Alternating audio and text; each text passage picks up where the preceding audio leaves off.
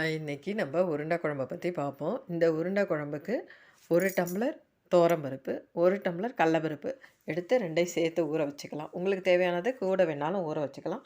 இது ஊற வச்சுட்டு ஒரு 2 மணி நேரம் கழித்து நல்லா தண்ணியை இருத்துட்டு மிக்சியில் அரைச்சிக்குவோம். மிக்சியில் ரொம்ப கொர நைஸாக இல்லாமல் கொரன்னு அரைச்சிக்கோங்க.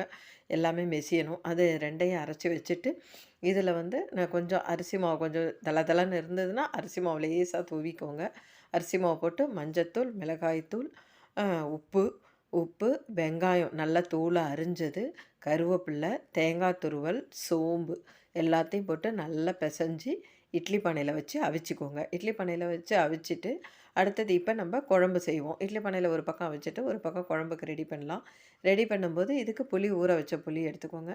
ஊற வச்சுட்டு தாளிக்கிறதுக்கு வந்து கடுகு, உளுத்தம் பருப்பு, சோம்பும் கொஞ்சம் போட்டுக்கலாம். சோம்பு, பட்டை 2மே கலந்து போட்டுக்கிறது. 2மே கலந்து தாளிக்கும்போது போட்டுக்கலாம். போட்டுட்டு கருவேப்பில்லை, வெங்காயம், பூண்டு, தக்காளி எல்லாத்தையும் போட்டு நல்லா வதக்கி விடுங்க. நல்லா வதக்கி விட்டுட்டு அதில் நம்ம புளியோட அதுலேயும் மஞ்சத்தூள், மிளகாத்தூள், சாம்பார் பொடி, உப்பு எல்லாம் போட்டு நல்லா கொதிக்க வைங்க. நல்லா சிம்மில் வச்சு மெதுவாக கொதிக்கட்டும். தேங்காய் கொஞ்சோண்டு அரைச்சி ஊற்றணும். நல்லா கொதிக்க விட்டுட்டு இப்போ பக்கத்தில் இருக்க உருண்டை எடுத்து நல்லா கொதித்தோன்னே ஓரளவு செட் ஆனோன்னே உருண்டை எடுத்து அதில் போட்டு ஒரு 1/4 மணி நேரம் கொதிக்க வைங்க. கொதிக்க வச்சு இப்போ உருண்டை குழம்பு ரெடி ஆகிடும்.